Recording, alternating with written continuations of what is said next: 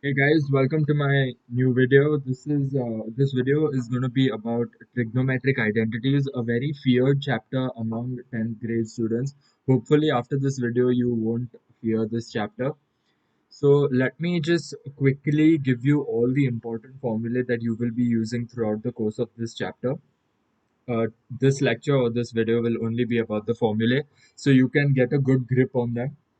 Firstly, when we talk about trigonometric formulae, we are usually using sine, cos, and tan. So there is a way to remember it. First, you can think of a triangle. All right, you see, I have. Let me just mark it. You see that I over here I have an angle. You see over here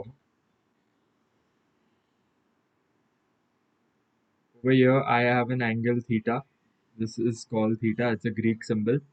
Okay, and we are going to figure out all the trigonometric ratios in relation to this angle. So, for example, sine theta is equal to opposite upon hypotenuse. Opposite side is AB. As you can see, opposite side is AB. AB upon AC. Cos theta is adjacent upon hypotenuse. Adjacent upon hypotenuse, which you can see is BC upon AC.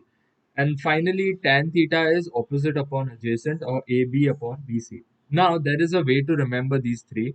If you can see sine, cos, and tan. So, cato. O stands for opposite. O stands for opposite. Okay. H stands for hypotenuse and A stands for adjacent. So, if you remember so cato, you can easily remember sine, cos, and tan theta. Next. These are not the only three that you need to know. There are three others. There is cosec, sec, and cot theta. Simple way to remember it. Cosec theta is 1 upon sine theta. So if you remember sine theta khali uska, you write the reciprocal. Okay, hypotenuse upon opposite. Sec theta is 1 upon cos theta. Again, reciprocal of cos theta, that is hypotenuse upon adjacent. And cot theta is reciprocal of tan theta, which is adjacent upon opposite. Another very important ratio to remember is tan is sine by cos and cot is cos by sine. Obviously, because cot is nothing but 1 upon tan theta. So it will be ulta of this. Iska ulta if you do, you'll get it over here. So tan is nothing but sine by cos, cot is nothing but cos theta by sine theta. Now, once you are fluent with these are three identities which you will have to learn by heart till you die. And I say this because I'm coming from an engineering, I currently am studying engineering, and this is something that we use a lot in any level of mathematics, talk about 11th, 12th, or even college level. Okay, so here are a few identities you need to know. Easy, there are only three you need to remember. Just remember this variation, the rest you can figure out. Okay, I'll tell you how you can figure them out. Firstly is sine square theta plus cos square theta is 1. Next, sec square theta is equal to 1 plus tan square theta. Remember sec tan. Sec and tan will always go together. And then remember cosec square theta is 1 plus cos square theta. Cosec cot. Cosec and cot always go together. Now if they ask you tan, for example, if they ask you cos square theta, if you remember this equation, you can directly write cos square theta is nothing but 1 minus sine square theta. Do not go and learn this separately. Don't learn this separately. Okay, learn only one variation and the rest you can figure out while writing your paper only. So learn only these three formulae, then whatever they ask you, you can substitute for that. Alright. Other important formulae you will require in this chapter is knowing your identities well or your algebraic identities. This they teach you, I think, in the 7th standard.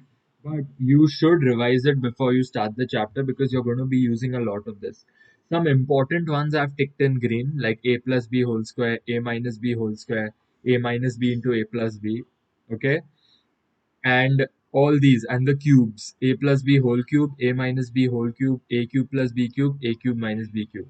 The green ticks are pretty important, but it is better that you know all of them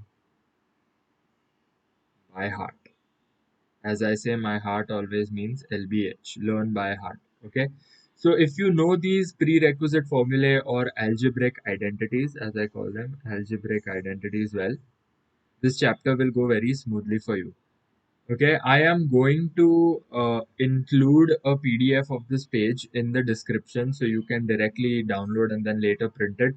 If you want only the algebraic identities, just go on to Google, type algebraic identities, and you will get this picture in Google Images. You can save it on your phone, revise it in the cab ride. All right.